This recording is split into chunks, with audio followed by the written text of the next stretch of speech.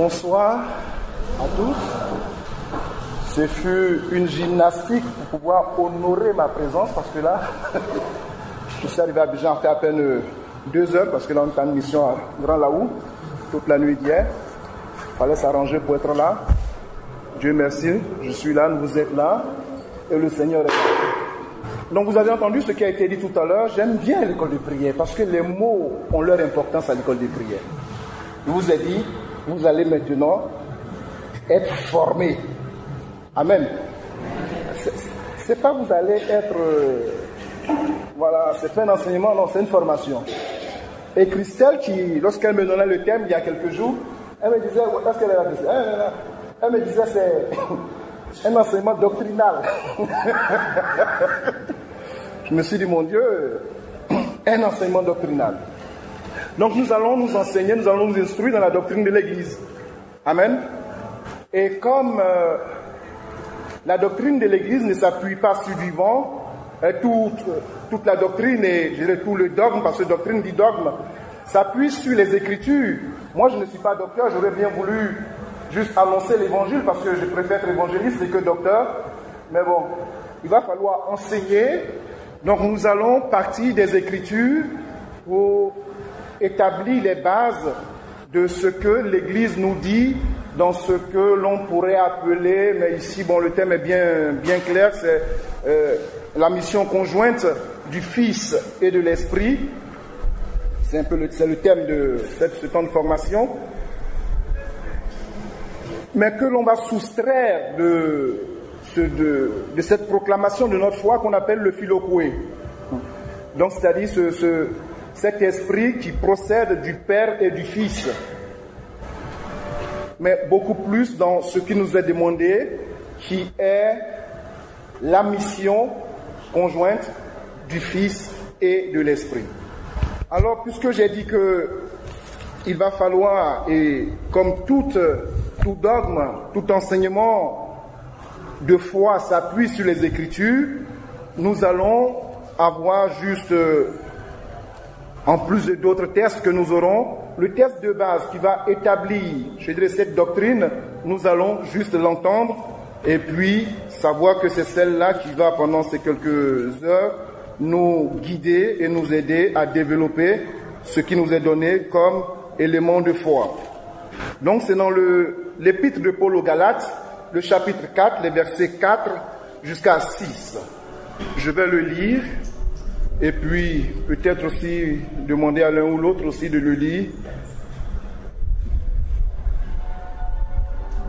Et parce que, mais lorsque les temps ont été accomplis, Dieu a envoyé son Fils, né d'une femme, né sous la loi, afin qu'il rachète ceux qui étaient sous la loi, afin que nous recevions l'adoption. Et parce que vous êtes fils, Dieu a envoyé dans nos cœurs l'esprit de son Fils, lequel crie « Abba, Père ». Voici ces 2 versets qui vont fonder, je dirais, ce dépôt de la foi autour duquel nous allons développer tout à l'heure. Est-ce que quelqu'un aimerait le lire aussi en même temps que moi? Au moins ça, je suis sûr que quelqu'un aura lu la parole de Dieu aujourd'hui et que peut-être cette parole aura produit son effet dans sa vie, ne serait-ce que pour aujourd'hui. Quelqu'un aimerait-il lire cette parole-là? Parce que peut-être qu'elle n'aura pas le temps de lire la parole de Dieu demain. Galates 4, les versets 4 à 6. Vas-y ma soeur, ok. Mais quand vint la plénitude du temps, Dieu envoya son Fils, né d'une femme, né sujet de la loi, afin de racheter les sujets de la loi, afin de nous conférer l'adoption filiale. Et la preuve que vous êtes des fils, c'est que Dieu a envoyé dans nos cœurs l'esprit de son Fils qui crie « Abba, Père ». Merci. Amen. Voilà, les bien-aimés, ce passage que nous venons d'entendre nous pose, comme je l'ai dit tout à l'heure, les bases de notre foi en ce qui est de la mission conjointe. Pour ceux qui parlent un français plus excellent que moi pourront dire mission concomitante ou je ne sais quoi, mais de cette mission conjointe du Fils et de l'Esprit. Comment est-ce que, à partir de ce test-là, nous pouvons déjà percevoir cette mission qui est celle du Fils et en même temps celle de l'Esprit? Comment pouvons-nous percevoir, à partir de ces deux versets, que la mission du Fils est en même temps la mission de l'Esprit? C'est-à-dire que ce que produit le Fils, l'Esprit n'est pas absent. Pour cela, il est bien que nous puissions mettre des mots, en tout cas développer certains termes. Le terme mission, ça sera le premier thème que j'aimerais développer avec vous, pour que nous puissions comprendre ce que c'est que la mission en la Trinité, dans la Trinité. Qu'est-ce que c'est que la mission au sein de la Trinité? Pour nous, humains, purement humains, une mission consiste à quoi? Elle consiste, je dirais, à répondre à une recommandation qui a été faite. C'est-à-dire que je vais obéir à un ordre, à une injection qui m'a été donnée. Donc, non seulement je vais recevoir l'ordre d'injection ou je dirais l'ordre d'un supérieur, de quelqu'un de plus grand que moi, mais je vais obéir. Et en obéissant, je vais me déplacer. Je vais exécuter ce qui m'a été demandé. Dans l'ordre humain, il y a tout un mouvement qui sont observables quant à l'exécution d'une mission. Est-ce que dans la Trinité Sainte, il en est de même lorsqu'il est question de mission du Fils? Est-ce que le Fils quitte le Père? Est-ce que le Fils quitte l'Esprit? Est-ce que le Fils se déplace, en un mot? La mission dans la Trinité Sainte ne va pas nécessiter une séparation d'avec l'entité qu'est la Trinité Sainte. On me suit? La mission, lorsque le Père envoie le Fils n'est pas séparé d'avec le Père. Le Fils n'est pas séparé d'avec l'Esprit. Pourquoi? Simplement parce que la Trinité reste éternellement unie et reste un. Dieu reste un. Lorsqu'il envoie son Fils, il ne reste pas deux. Il reste toujours un. Il reste toujours un. Donc la mission ne crée pas dans la Trinité une certaine séparation, une certaine réduction. Et comme je vous l'ai dit, chez nous, en tout cas dans notre réalité temporelle humaine, la mission suppose un chef. Il faut un chef qui me donne un ordre de mission. Quand je demande quelque chose à mon fils, c'est parce que je suis le père qui va peut-être obéir. Donc, d'une certaine manière, de par ma situation, je suis déjà en position de pouvoir donner un ordre. Il n'en est pas de même dans la Trinité. Et il est bien de comprendre ces notions-là pour que, je dirais, lorsque nous parlerons, en tout cas en deux mots, de ce que c'est que cette mission conjointe, ça soit assez clair. Lorsque nous parlons de la mission dans la Trinité Sainte, il n'y a pas pourtant un chef. Amen. Il n'y a pas un chef qui envoie son subordonné. Le Père n'est pas le chef du Fils, ou le Fils le chef de l'Esprit. On se comprend là? Tu me comprends, mon frère? C'est un peu bizarre, hein? Ah, ça, je suis désolé, mais c'est bizarre. Elle m'a dit c'est doctrination, ça sera doctrinal. Je vais vous endoctriner. Donc, le Père n'est pas plus grand que le Fils, raison pour laquelle il enverrait le Fils, non. Et le Fils ou le Père ne sont pas plus grands que l'Esprit, raison pour laquelle ils enverraient l'Esprit. La grandeur de Dieu consiste non pas, je dirais, en sa taille ou en son pouvoir, mais elle consiste en sa substance, c'est-à-dire en ce que Dieu est en lui-même. Et si le Père est Dieu, et cela suffit pour dire qu'il est Père, de même le Fils est entièrement Dieu. Donc ce n'est pas parce que le Père est supérieur au Fils qu'il envoie le Fils. Amen. Ah, c'est bizarre, hein? Mais c'est ça la vérité de l'Église. Il y a une égalité dans les personnes sur le plan substantiel, c'est-à-dire dans la nature. Sur le plan substantiel qui nous fait dire qu'ils sont consubstantiels, qu'il n'y a pas un Dieu qui serait supérieur aux autres. Donc le Père n'est pas le chef du Fils, raison pour laquelle il enverrait le Fils. Non. Tout comme le Père et le Fils ne sont pas supérieurs à l'Esprit, raison pour laquelle ils enverraient l'Esprit. Mais la mission est liée par ce qu'on va appeler dans le terme théologique, elle est liée à la procession. À la procession. La mission est liée à la procession.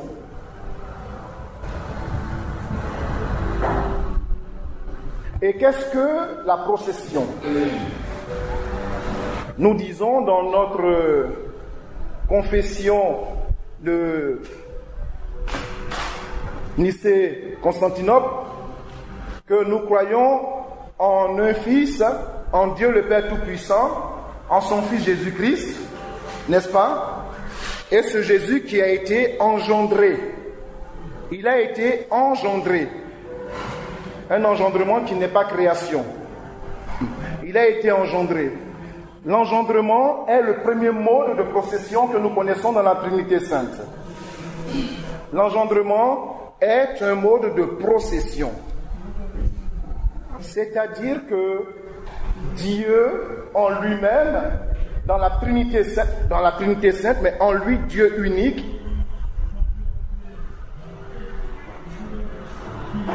laisse paraître en lui-même une autre dimension de son être qui est le Fils.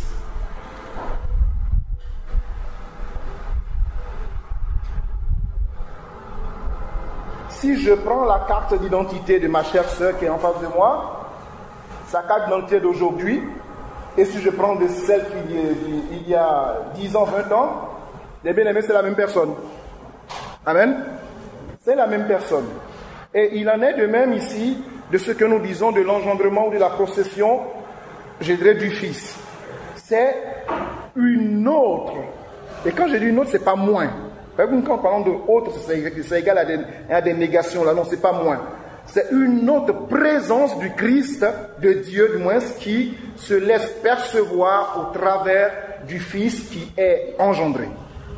Et l'engendrement est le premier mode de procession. Le deuxième mode de procession que nous connaissons dans l'Église et dans notre foi catholique, c'est celui qu'on va appeler l'aspiration. Spiration. Spirer. C'est spirer, pas aspirer, spirer. L'aspiration.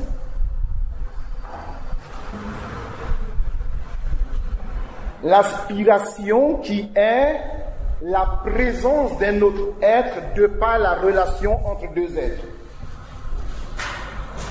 Donc l'aspiration, c'est ce lien qui unit le Père et le Fils à tel point que ce lien étant fort, si je dis naît, ce serait vraiment un terme qui ne serait pas approprié en Dieu, mais je dirais suscite la présence de l'Esprit.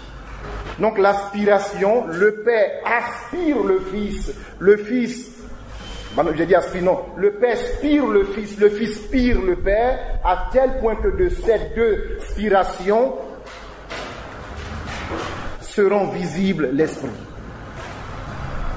Ainsi, l'aspiration est le deuxième mode de procession que nous connaissons dans l'Église et dans notre foi catholique. C'est-à-dire, quand nous nous aimons, pour parler simple un peu, parce que je préfère parler simple de temps en temps, quand nous nous aimons, nécessairement quelque chose est censé se produire. Amen. Quand nous nous aimons, quelque chose va nécessairement se produire. Quand nous aimons le Seigneur, quelque chose est censé se produire. Quand nous sommes en relation avec le Seigneur, il est nécessaire que quelque chose se passe. On ne peut pas être en relation avec le Seigneur en vain. Ce n'est pas possible. À condition que je sois en relation avec d'autres divinités. Donc, de ces deux modes, à partir de ces deux modes, l'Église va nous enseigner que la mission va dépendre d'abord de la procession, c'est-à-dire du lien entre les personnes. Ce lien n'est pas tributaire d'un certain degré pour dire que le Père est supérieur au Fils. Quelquefois nous entendons ça dans nos catéchismes. Le Père est supérieur au Fils, c'est faux, c'est pas chrétien. En tout cas, c'est pas chrétien catholique. Le Père n'est pas supérieur au Fils. Le Père est égal au Fils, le Père et le Fils sont égaux à l'Esprit Saint. Parce que tous les trois sont un. Il n'y a pas un qui serait au-dessus de l'autre. Amen. Donc, c'est de cette procession que va dépendre la mission.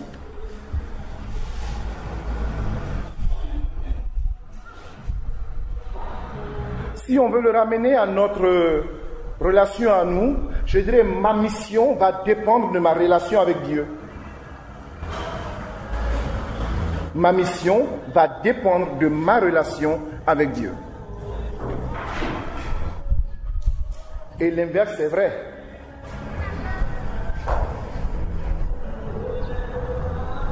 C'est-à-dire de mon lien avec Dieu, quelque chose est censé se produire dans ma vie.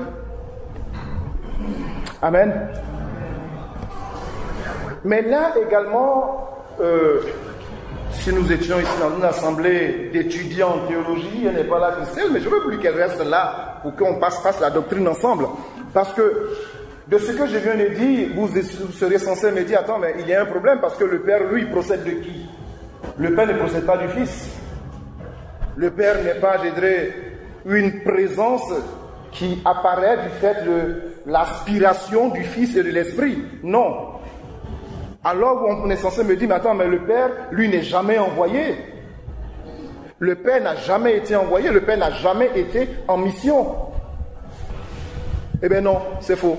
Jésus dit dans l'évangile de Jean, je crois le chapitre 14, « Celui qui m'a envoyé est avec moi. » Amen. Si ton directeur t'envoie en France, il est avec toi en France. Jésus dit, « Celui qui m'a envoyé est avec moi. » Autrement dit, le Père, au travers de la mission du Fils et de l'Esprit, est également lui-même d'une certaine manière envoyé. Envoyé en mission. Bien même qu'il va falloir encore dire qu'est-ce que c'est que, dans le sens concret, qu'est-ce que c'est que envoyer ou être en mission. Donc le Père n'est pas absent lorsque le Fils agit, lorsque l'Esprit est en action. Nous nous faisons quelquefois un peu de scrupules en disant, non, j'ai trop invoqué le Saint-Esprit, maintenant je vais invoquer le Père. Ou bien non, j'ai trop prié Jésus, maintenant je vais me tourner vers le Saint-Esprit. Donc à ceux qui non, moi je vais... Voilà, et puis voilà, on se fait des calculs à l'intérieur de nous pour essayer de créer une certaine division, une certaine distinction en Dieu, distinction qui n'a pas lieu d'être. Alors de ce que nous venons de dire, la mission dans la Trinité Sainte, qu'est-ce que c'est que l'être, la personne de la divinité qui est en mission? Qu'est-ce que c'est que la personne de la divinité qui est en mission? Et qu'est-ce que ça veut dire qu'une personne de la divinité, de la Trinité, est en mission? Qu'est-ce que ça veut dire? Qu'est-ce que ça veut dire pour moi qui prie le Seigneur que Dieu, en tout cas Dieu le Père, Dieu le Fils ou Dieu l'Esprit, est en mission, a été envoyé pour moi. Ça veut dire quoi? Mais ça, je pose la question pour souffler un peu. Donc les plus inspirés, j'attends que vous puissiez me répondre. Qu'est-ce que ça veut dire que le Père, le Fils ou l'Esprit soit en mission, soit envoyé? Non, je pose la question là, à vous, pas à des muets là, parce que les muets sont en train de me faire des signes. C'est pas, ça vous, je pas. J'ai du mal à comprendre le signe des muets pour l'instant. Qu'est-ce que c'est que le Père ou le Fils qui serait envoyé, ou l'Esprit qui serait envoyé? Attends, doctrine, c'est pas pour moi, hein, c'est vous.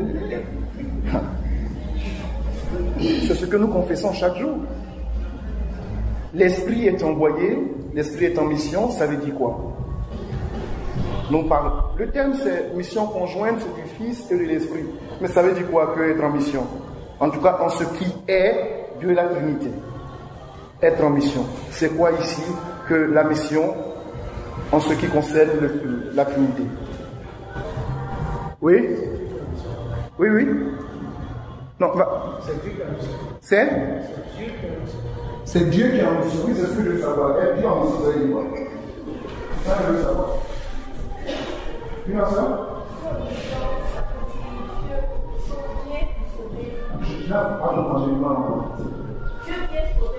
Dieu vient sauver l'homme, c'est ça qui est en mission.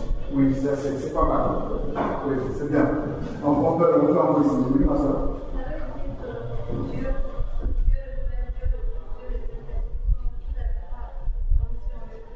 Ils sont en mission en même temps. Oui, mais ça veut dire quoi être en mission en même temps? C'est ce que je veux savoir. C'est pas compliqué? Oui, madame.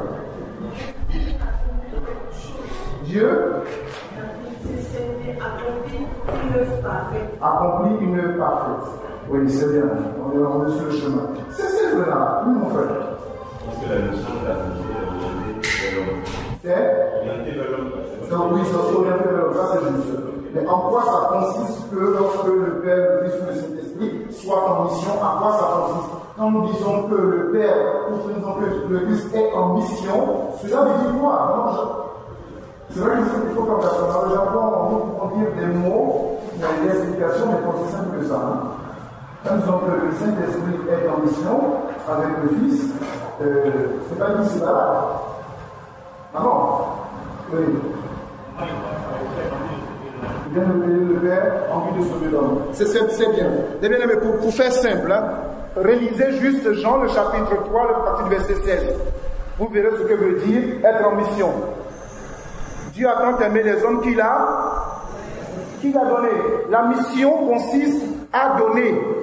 Quand nous disons que l'Esprit est en mission ou le Fils est en mission, cela consiste à dire qu'ils sont donnés. Qu'ils sont donnés. La mission consiste à être donnés. Ils nous sont donnés. Bien sûr, en vue d'un élément sur lequel nous allons finir, mais en vue de notre sanctification, nous finirons par le thème de la grâce sanctifiante. Donc en vue de notre salut. Mais être donné, être en mission, sachez-le, cela consiste à être donné. Et ce que nous avons lu tout à l'heure dans l'Épître aux Galates nous le disait assez clairement, lorsque les temps ont été accomplis, Dieu a envoyé son Fils, né d'une femme, né sous la loi, afin qu'il rachète ceux qui ont été sous la loi, afin que nous recevions l'adoption. La mission consiste en ce don. En ce que nous recevons. Nous recevons l'Esprit, nous recevons le Fils, et bien sûr, les recevons ensemble, nous recevons, en même temps, je viens de vous le dire, nous recevons aussi en même temps le Père.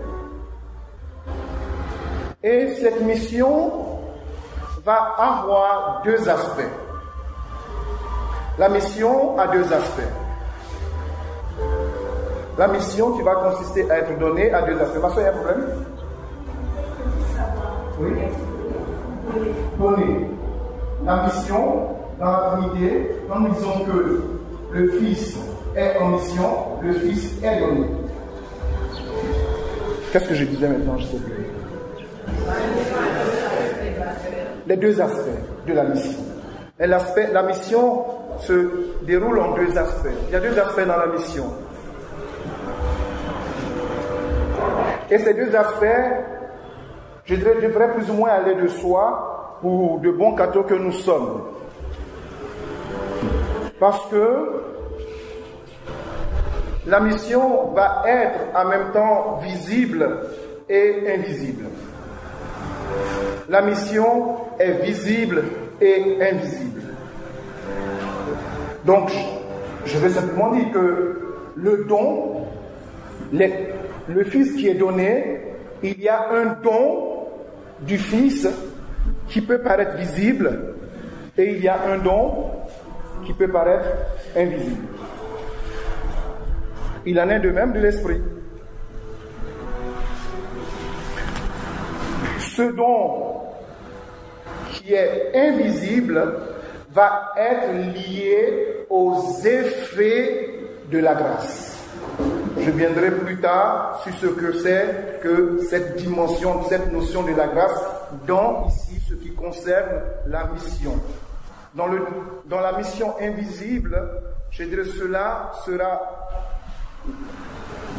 la mission invisible. Dans la mission invisible, l'on le saura de par l'effet de la grâce. Mais en même temps, la mission invisible, elle est aussi éternelle. Ça veut dire quoi? Que une mission éternelle, mais en même temps une mission qui est liée à la grâce.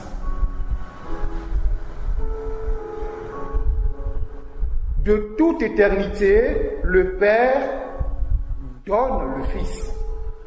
De toute éternité, le Père envoie le Fils. Donc la mission a cet aspect d'éternité, mais à côté, il y a aussi cet autre élément, nous le verrons tout à l'heure. Donc il y a, je dirais, le fait que la mission est une œuvre éternelle parce que le Père donne son Fils de toute éternité. Saint Grégoire dit que le Père a engendré le Fils de toute éternité. Et parce que le Fils est engendré de toute éternité, la mission du Fils subsiste. Amen. C'est un peu compliqué ça, hein? Le Père a engendré le Fils de toute éternité. C'est-à-dire qu'il n'y a pas un commencement dans l'engendrement du Fils. Est-ce que Dieu ne s'est pas assis un jour pour dire « Ah non, aujourd'hui, il faudrait que j'engendre le Père, le Fils ». Non. De toute éternité, le Fils a été engendré. Et de toute éternité, et a été engendré de toute éternité, la mission du Fils est également une mission qui dure dans l'éternité. Ça veut dire quoi? Ça veut dire que le Fils que Dieu me donne aujourd'hui, Jésus que Dieu me donne aujourd'hui, ce Jésus que Dieu me donne aujourd'hui, de toute éternité, Dieu me le donne. C'est pas aujourd'hui qu'il me le donne. Et nous demandons ce que cela implique parce que pour certains, Dieu va exister le jour où ils vont le recevoir. Maintenant, Dieu existait avant qu'ils ne le reçoivent pas. Ah, Dieu est bon, mais c'est parce que la seule dit Dieu est bon, mais Dieu est bon que je le reçoive. Amen. Donc, de toute éternité, le Père engendre le Fils. Ainsi, la mission du Fils, je dirais, elle dure, elle se perpétue dans l'éternité. Mais, il va y avoir dans la mission un élément temporel. Il va y avoir un élément temporel. C'est-à-dire, dans la mission, il va y avoir un aspect qui sera visible. Et l'aspect qui sera visible, en ce qui va concerner surtout le Fils, ça sera l'incarnation. L'incarnation est l'aspect visible de la mission du Fils.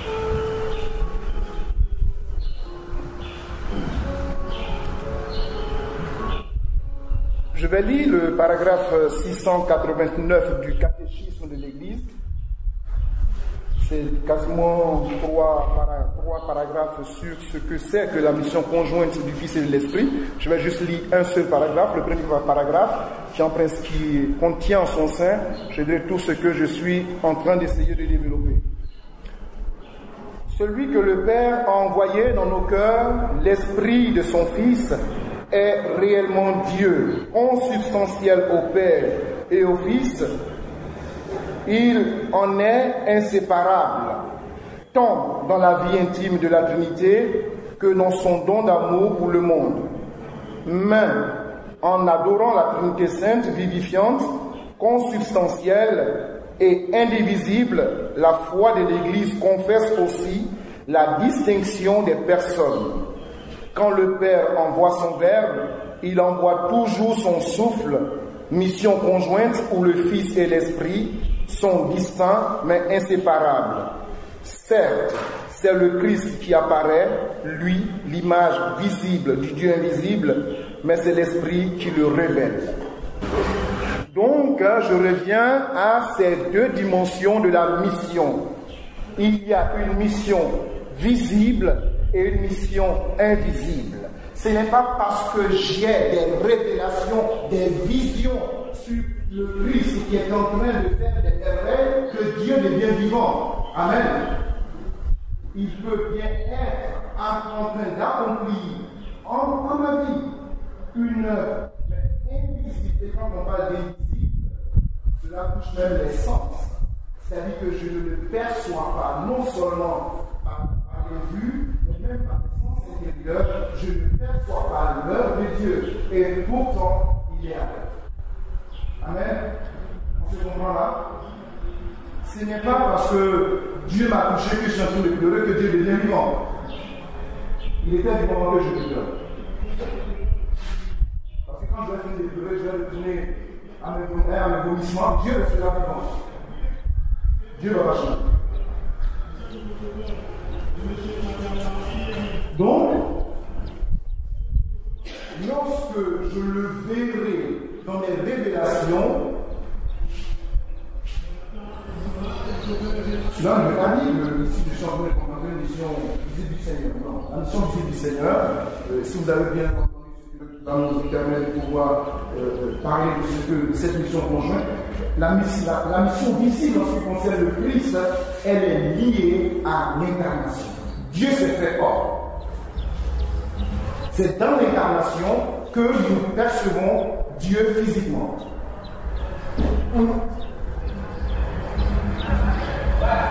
Mais le Dieu qui s'est fait homme il y a 2000 ans, est-il encore homme aujourd'hui? C'est cela la question. Donc, quand on peut dire aujourd'hui, on s'est dit non, je le pratique. Non, maintenant, le Saint-Esprit de ce Dieu. Est-ce que Dieu continue de rester homme? Est-ce que Dieu continue de s'incarner en Jésus-Christ? Amen. Est-ce que Dieu continue de s'incarner en Jésus-Christ? Tu dis? Dis oui, hein?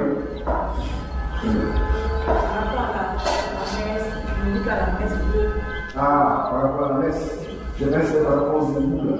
Pour l'incarnation. Donc, Dieu continue de s'incarner dans le Christ, non pas en termes de réincarnation, mais d'une incarnation unique et perpétuelle. Donc, Dieu continue d'être homme. Raison pour laquelle je peux regarder mon frère et voir en lui Dieu. Amen. Raison pour laquelle je peux regarder le Saint-Sacrement et voir dans ce Saint-Sacrement la présence réelle de Dieu. Parce que l'incarnation ne fut pas seulement pour ceux qui ont vécu de l'époque de Jésus. Dieu est réellement au milieu de nous.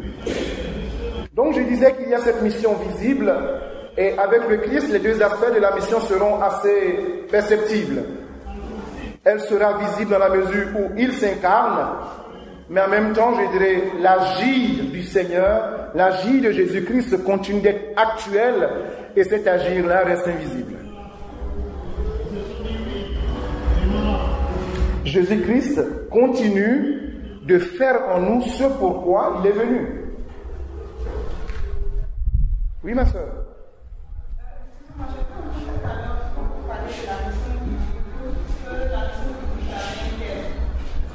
La mission visible. Oui. Oui. Pour nous. Maintenant, quand on parle de l'incarnation du Christ, des missions visibles.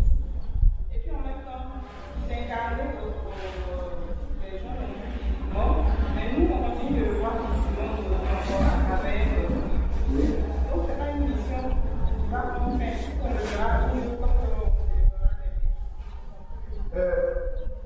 Quand je parle de terme, c'est vrai que ça peut sembler être une fin. Non, j'aimerais plutôt parler de terme en termes de début. C'est-à-dire qu'il y a eu un commencement. Et ce commencement-là peut sembler ne pas exister en Dieu. En Dieu, il peut sembler qu'il n'y a pas eu au commencement un homme. Et que l'homme, ici, apparaît à partir de l'incarnation. D'accord? Voilà. Mais ce mystère de l'incarnation continue, je dirais, d'être actuel parce que nous sommes appelés non seulement à y croire, mais Jésus est réellement et continue d'être un homme. Lorsqu'il apparaît à ses disciples d'ailleurs, pendant tout ce temps de la Pâque, nous l'avons lu, touchez-moi, je suis pas un fantôme. Donc il continue d'être un homme. La mission invisible va beaucoup plus être l'œuvre entièrement, va beaucoup plus être l'œuvre de l'esprit. Va beaucoup plus être l'œuvre de l'esprit.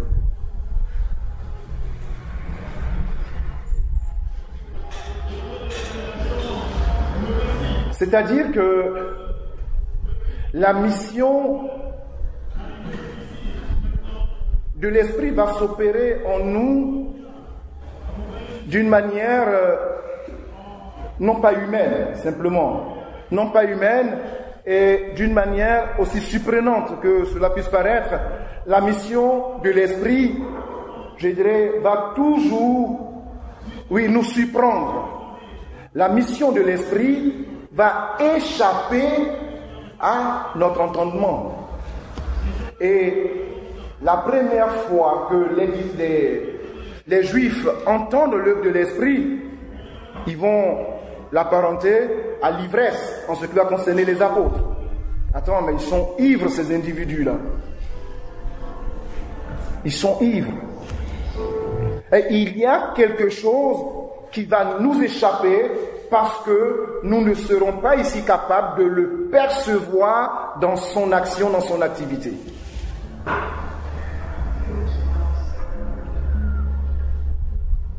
Et cette activité ne sera pas encore moins l'activité de Dieu, parce que pour nous, Dieu, quand il agit, on doit le voir.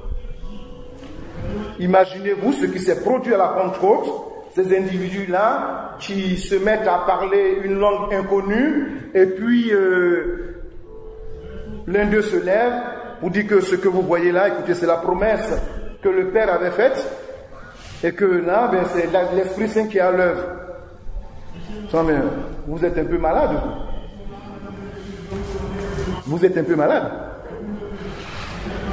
Et surtout que vous avez toutes les caractéristiques des êtres malades. Donc nous pouvons nous appuyer, et cela est de notre ressort à nous, nous nous appuyons sur notre expérience humaine pour pouvoir discerner ce qui est d'une expérience spirituelle. Donc on se dit que ceux qui font comme ces individus-là sont sûrement des personnes ivres. Parce que ce sont les hommes ivres qui peuvent parler là comme des individus là incontrôlés, en tout cas voilà, sortir cette glossolalie, ils sont ivres. Parce qu'il n'y a pas l'élément qui va permettre spirituellement de jauger de ce qui se passe. Bien même que l'événement aura toutes les caractéristiques de ce qui fait partie de notre nature. Le feu, il nous est dit que c'était comme des langues de feu, que l'Esprit s'était posé sur eux. Et pourtant, la réaction qu'ils ont est loin d'être des réactions des personnes brûlées par le feu. Quand on est brûlé par le feu, on ne parle pas des langues nouvelles. Donc, quand on est brûlé par le feu, on crie au secours et puis on appelle les pompiers. Voilà. Donc l'action, je dirais, invisible sera beaucoup plus du domaine de l'esprit,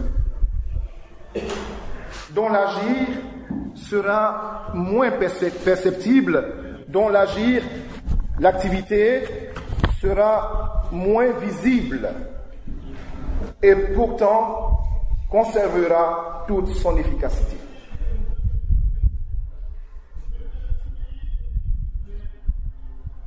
Alors, quel est l'élément qui va faire l'unité entre l'œuvre du Fils, l'action du Fils, la mission du Fils et la mission de l'Esprit? Quel est l'élément qui va venir unir ces deux missions, ces deux actions, ces deux activités? Tout à l'heure, un frère me le disait, mais bon, je vais reposer la question, j'espère qu'il n'a pas oublié sa réponse. Pourquoi le Fils est envoyé et donné? Pourquoi l'Esprit est donné? Pourquoi l'Esprit est envoyé? Pourquoi l'Esprit nous est donné? Pourquoi le Fils a été donné?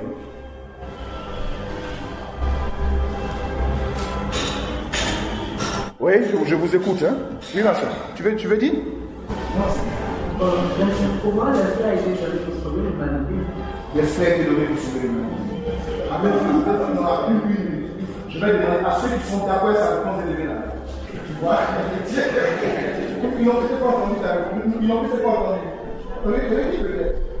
C'est dit que le Fils et l'Esprit ont été donnés pour sauver l'humanité. Ah, l'Esprit et le Fils ont été donnés pour sauver l'humanité. C'est sa réponse. Pourquoi ceux qui sont d'accord? On lui pose une même question.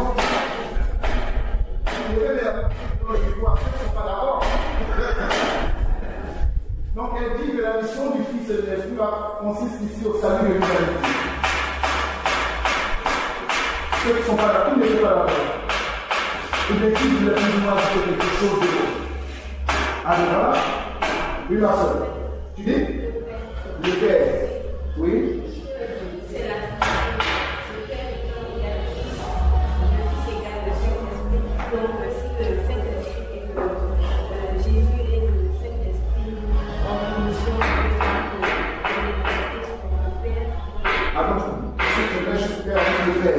C'est juste un ajout. Donc la Trinité sainte pour le salut de l'humanité. Voici en quoi consiste la mission de la Trinité de voilà. Mon frère. C'est pour faire nous des enfants de Dieu. Les fils à l'autre. Avant d'être sauvés. Merci beaucoup. Voilà, donc il y a des théologiens parmi nous ici. On n'a pas besoin d'être théologiens parmi nous. Donc la mission du Père, du Fils et de l'Esprit consiste à la manifestation du salut. Et puis, comme le disait mon frère, fait de nous des enfants de Dieu. Oui, ma soeur, tu voulais ajouter quelque chose?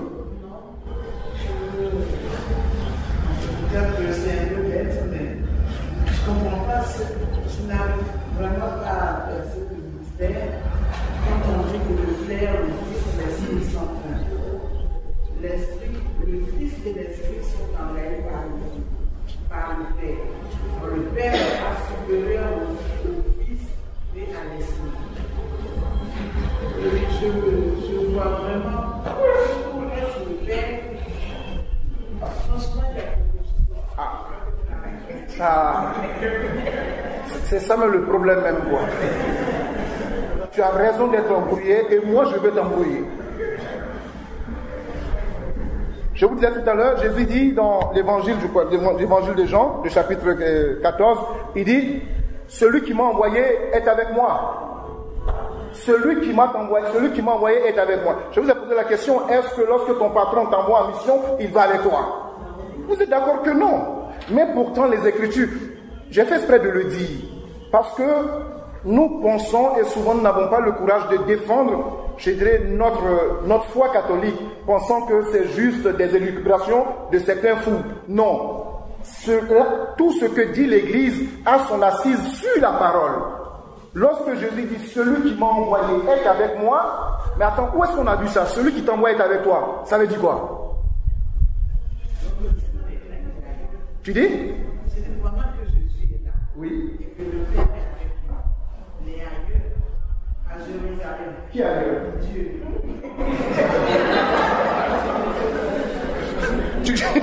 Dieu. Tu peux peut-être le penser comme ça, je viens, oui. Ma soeur? Aussi savoir, il dit que Dieu le Père est avec lui. Mais au niveau de la croix, lorsqu'il prenait la croix, est-ce que le Père était avec lui?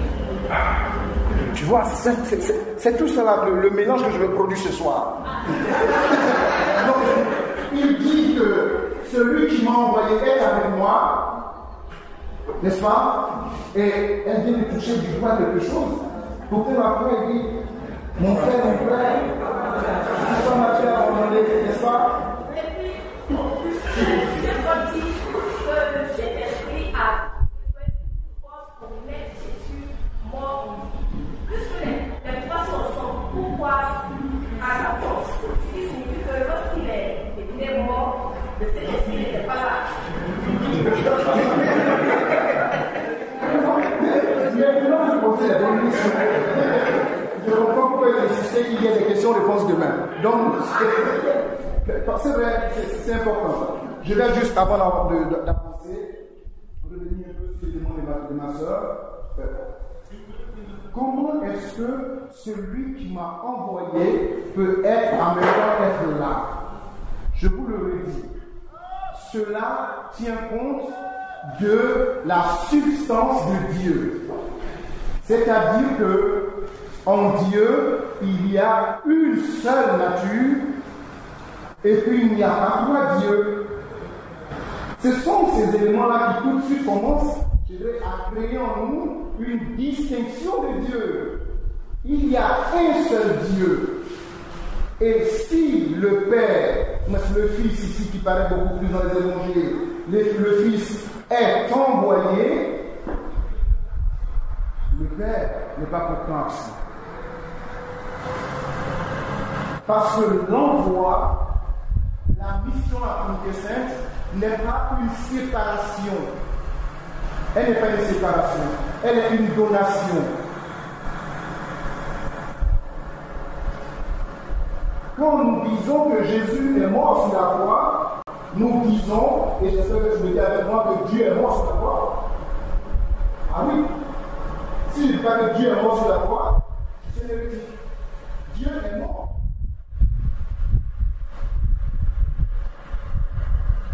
Ah oui. Ah non, ça c'est une fois, mais Dieu est mort. C'est ce que nous avons fait. Maintenant, on pourrait peut-être demain revenir sur ce psaume, mais je dirais la mission n'est pas séparation. Ça, c'est ce que j'aimerais vraiment tous ici. Le thème de ce soir, de cet après-midi, c'est la mission conjointe. Et pour que nous soyons assez clairs en nous là, c'est de pouvoir poser les bases à ces scènes justes. Lorsque le Fils est en mission, le Père n'est pas à l'étranger. Amen. Voilà. Et ça, il faudrait s'asseoir pour nous, en tout cas que nous soyons assez tranquilles avec ça. Que nous n'ayons pas peur de penser que, oui ma soeur, ça me dit 15 minutes, hein? 15 minutes, c'est ça, je donne maman, 15 minutes, ok, pas de problème. Donc, que nous n'ayons pas peur de penser que le Père reste avec nous, alors que le Fils est également là. Donc, je disais que l'élément qui ici unit la mission du Père, du Fils et de l'Esprit, dans ce même passage que nous venons de lire dans Galates le chapitre 4, les versets 6 à 4, surtout le verset 6, l'élément nous est donné. L'élément qui va ici unir cette mission en dehors même de ce que je vais citer, parce que là il s'agit juste de les citer. L'apôtre dit à la fin ici, et parce que vous êtes fils, Dieu a envoyé dans nos cœurs l'esprit de son Fils, lequel crie Abba Père. Ainsi, tu n'es plus esclave, mais fils, Et si tu es fils, tu es aussi héritier par la grâce de Dieu. Ça, c'est le verset 7.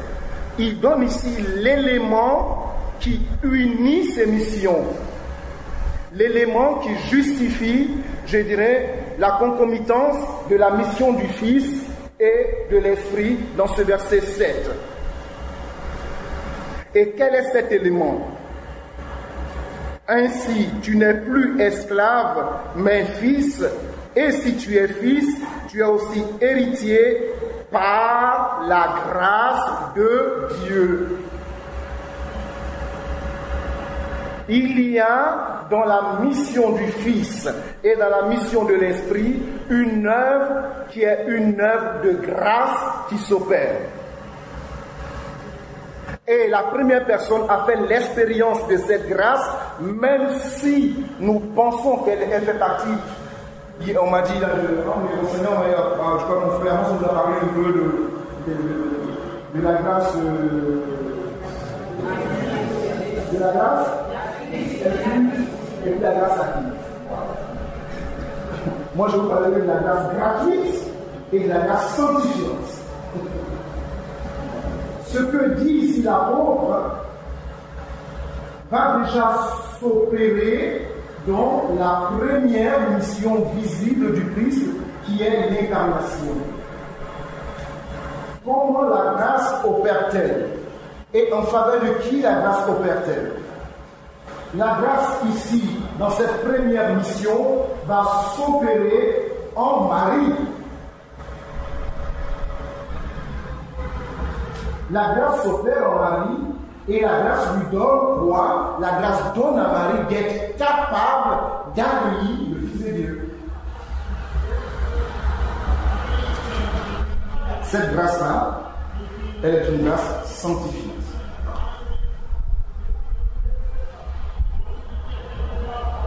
La grâce donne à Marie d'être capable d'accueillir le Fils de Dieu.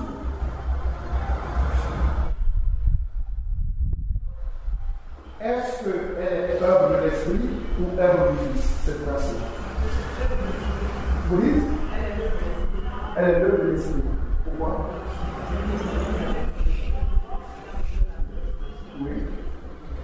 L'Esprit a coupé la Vierge Marie. Elle découle de l'Esprit, oui. Je dis mon frère? Ça pose une question sur la sainteté. Donc, cette grâce-là, c'est l'œuvre unique de l'Esprit, mais l'œuvre unique du Fils. Tu dis? Je reprends. La Sainte Trinité. Parce que c'est le Père qui a dit. Donc, ici, ce que j'aimerais que nous puissions percevoir, c'est que donc, la mission du Fils et la mission de l'Esprit, il y a une œuvre de grâce. Et cette grâce est d'abord et avant tout une grâce de sanctification. Cela veut dire quoi? Cela veut dire que Dieu me rend capable de l'accueillir. Dieu a rendu Marie capable d'accueillir en elle son Fils. Dieu nous rend capable de l'accueillir. Ainsi, l'accueil de Dieu dans la vie n'est pas mon œuvre à moi. Amen. Donc, je ne peux pas me glorifier de ma conversion et me moquer de ceux qui sont en train de trier.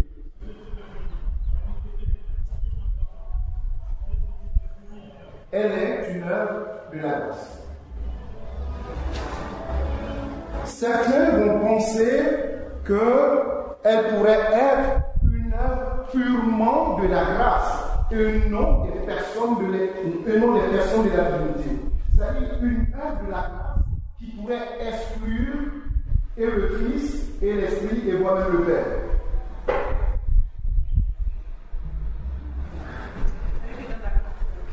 Vous dites? Ah oui. Ah oui, si, certains. Je teste ce que je le dis. Certains, le terme je vais l'employer, mais certains vont penser qu'ils peuvent être sous une espèce de grâce sans le Fils ou sans l'Esprit. Donc, dans la doctrine la justesse lorsqu'il est vrai, parce qu'il est vrai. Il est vrai que l'action de la grâce sanctifiante, la grâce sanctifiante n'est pas la grâce, le terme c'est quand même implémenté, c'est une grâce gratuite, c'est ce qu'emploie Thomas d'Aquin, moi je vais m'en tenir à ça. Mais la gratuité de la grâce est différente de la grâce qui sanctifie. On ne se comprend pas? Ok. Je vais prendre un terme simple, tu vas le comprendre. Tu sais, quand j'ai un charisme, c'est une grâce gratuite. Elle ne produit pas en moi la capacité de faire en sorte que Dieu ne paie plus sa mise en moi. Tu comprends? Non. On peut être baptisé, on peut avoir un esprit de prophétie. Amen. Cela n'a pas fait que ma demeure est demeure de Dieu. La grâce gratuite peut agir, certes, en moi, mais je dirais, l'œuvre de Dieu n'est pas pourtant parvenue, je dirais, à faire en sorte que je sois pleinement disposé à obéir au Seigneur.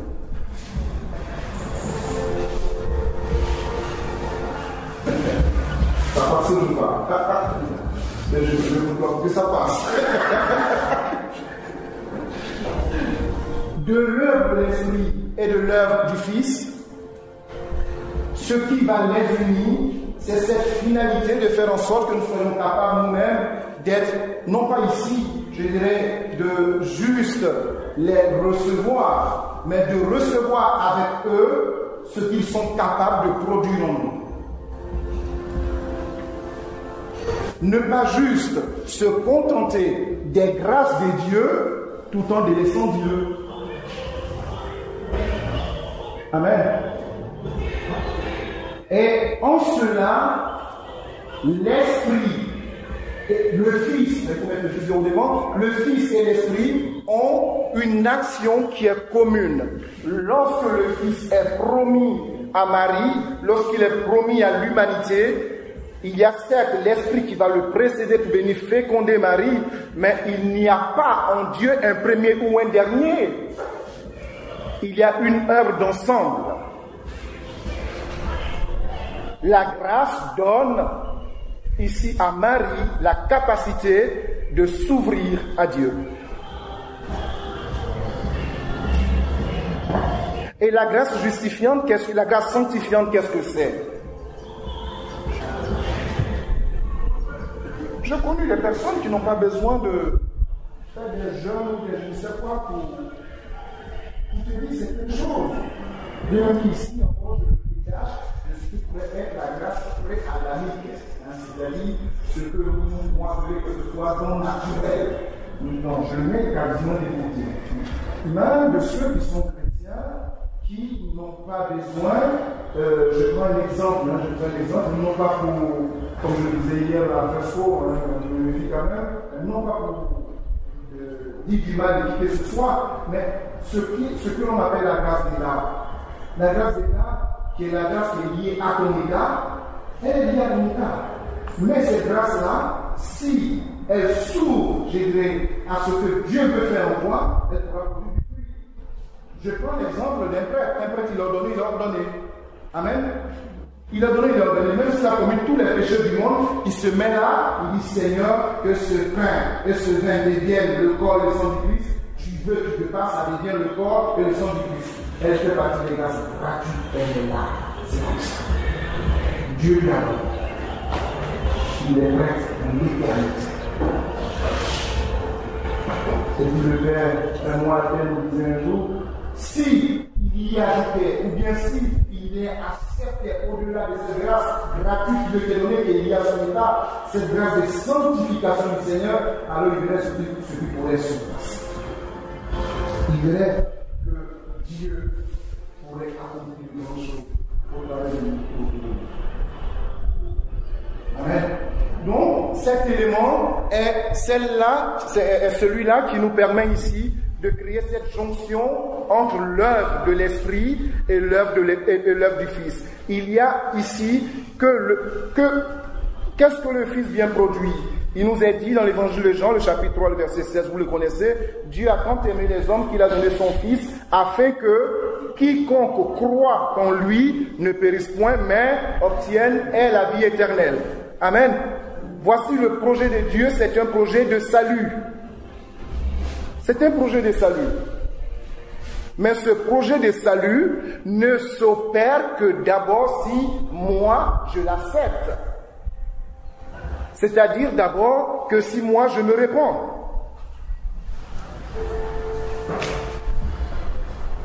Si moi je me réponds, si moi je l'accepte. Si moi je l'accueille. Si je ne l'accueille pas, cette parole reste une vérité sans pour autant produire en moi quelque chose. Et c'est en cela que dans l'autre corps, dans le corps de Marie, a lieu cette incarnation, lors de la deuxième incarnation qui est ici le corps mystique du Christ qui est l'Église, il va se produire la même promesse. Attendez, c'est-à-dire attendez de recevoir l'objet de la promesse. Attendez de recevoir le Saint-Esprit. Attendez.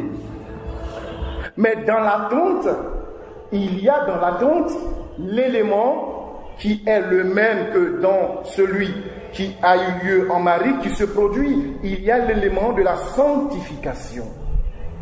Vous connaissez les apôtres, hein? Moi, je dis au ciel, en tout cas, si c'est trompé pour m'amener à la porte du ciel, je dirais à Pierre, laisse-moi passer. Encore d'autres là peuvent parler, mais pas toi. Celui-là qui, il y a quelques jours, a eu à régner le maître, on constate que là, quelques jours plus tard, c'est un autre individu. Qu'est-ce qui s'est passé? Jésus l'a juste regardé. C'est la dernière chose qu'il avait vu Jésus, c'est un regard, c'est pas une parole. C'est un regard. Ce regard a donné à ce patron de demain se lever, là devant une foule, et de dire celui que vous avez crucifié, Dieu a fait de lui Seigneur le Sauveur. Qu'est-ce qui s'est passé dans la vie de Pierre? La grâce a été arrêtée. C'est-à-dire que Pierre s'est ouvert à toutes les interpellations de Dieu. Amen. Dieu a agi dans la vie de Pierre du fait qu'il a pu accepter de remettre en cause certains jugements, certaines positions, certaines idées qu'il avait sur lui-même ou sur le Christ. Ainsi, lorsque le Fils agit, l'Esprit agit en même temps. Il n'y a pas l'un qui soit en retard sur l'autre. Il n'y a pas l'un qui soit en retard sur l'autre. Ils agissent toujours ensemble. Et c'est ce que, ici, je vais le relire, et je ne sais pas si je vais m'arrêter là, mais je vais le relire pour que vous puissiez réellement l'entendre. Dans le verset 4, ce que dit l'apôtre. Mais lorsque les temps ont été accomplis, Dieu a envoyé son Fils. Dieu a envoyé son Fils dans le temps. Je lis pas le verset, je laisse le verset 5, je reprends le verset 6. Il dit, et parce que vous êtes fils, Dieu a envoyé dans nos cœurs l'esprit de son Fils. Les bien-aimés, même si ces paroles de Dieu qui ont été écrites, je dirais les unes après les autres parce qu'il faut des phrases, il n'y a pas une qui s'est produite et ensuite l'autre. De même que le Fils a été envoyé, de même l'Esprit de Dieu a été envoyé. Et cet Esprit qui nous a été envoyé, le dit l'apôtre Paul, cet Esprit nous permet de dire Abba Père parce qu'il nous donne d'être des fils dans le modèle du Christ. Donc nous n'avons pas à avoir peur quelquefois de juste nous limiter à une invocation de l'Esprit et de vouloir penser que non, le Fils ne serait pas présent ou à juste nous cantonner sur sur le Fils et à penser que, ben voilà, non. Dieu agit toujours uni. Dieu agit toujours uni. Dieu agit toujours uni. La différence pour nous, ce serait soit que nous percevons cet agir à partir de l'ouverture que nous faisons en nous, parce que c'est lorsqu'il y a une ouverture en moi que Dieu devient existant. Tant qu'il n'y a pas d'ouverture en moi, Dieu est étranger. Donc à partir de cette ouverture, Dieu devient existant, mais cette ouverture est l'œuvre même de ce que nous appelons la grâce sanctifiante. C'est-à-dire de Dieu qui déjà lui-même nous précède. Dieu nous précède. Dieu nous précède.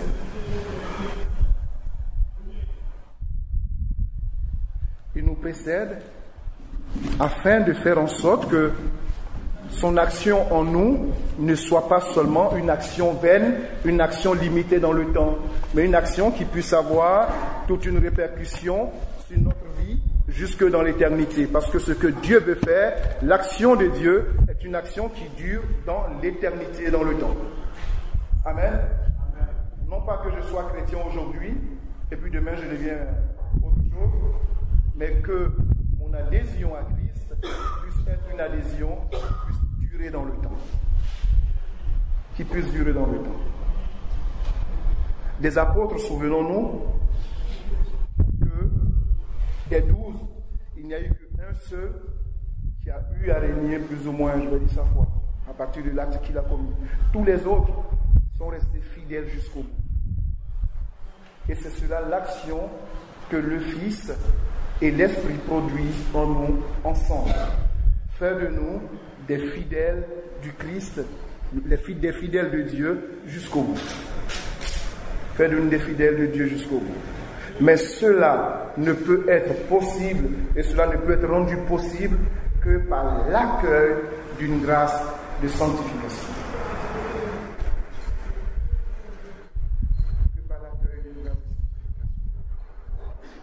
Lorsqu'au baptême du Christ, le Père prend la parole, ce qu'il dit, c'est celui-ci est mon Fils bien-aimé, écoutez-le.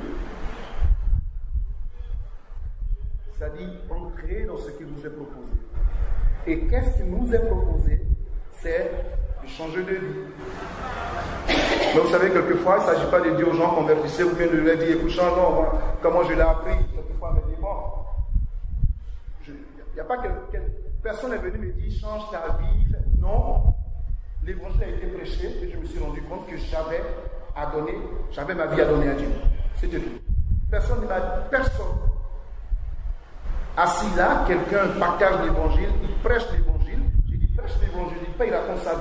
Il prêche l'évangile et je me rends compte que j'ai ma vie à donner à Dieu. Cela est l'œuvre de l'Esprit. Et c'est cet esprit qui continue d'être à l'œuvre aujourd'hui. Faire en sorte que nous soyons disposés à donner nos vies à Dieu.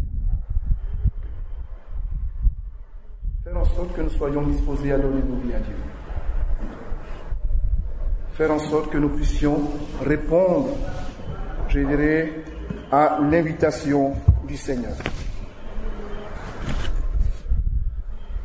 Ce que l'Esprit donne aux apôtres pour opérer des miracles, c'est la grâce sanctifiante. Le signe qui est le signe de la manifestation de l'Esprit. Mais le signe de la grâce gratuite étant donné seul sans la grâce, on peut dire que l'Esprit est donné purement et simplement. C'est-à-dire que l'esprit de prophétie ou l'esprit de miracle est seulement donné si la personne a le pouvoir de prophétiser ou de faire des miracles. On peut avoir un esprit pour accomplir de grandes choses, mais une autre chose est d'avoir, en plus de ces grandes choses, une vie qui plaise au Seigneur de par l'agir de la grâce sanctifiante qui opère en chacun de nous.